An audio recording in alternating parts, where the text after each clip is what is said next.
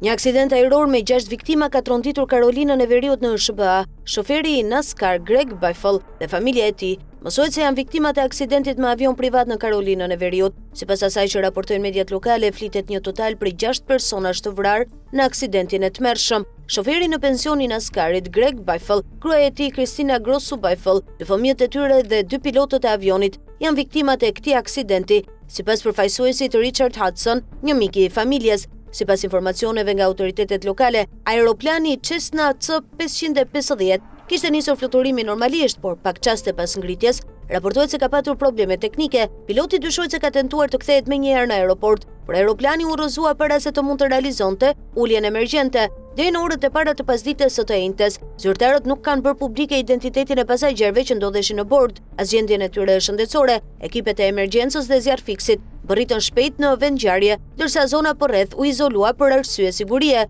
Imazhet e publikuara nga aeroporti tregojnë avionin të përfshirë nga flakët menjëherë pas rrëzimit.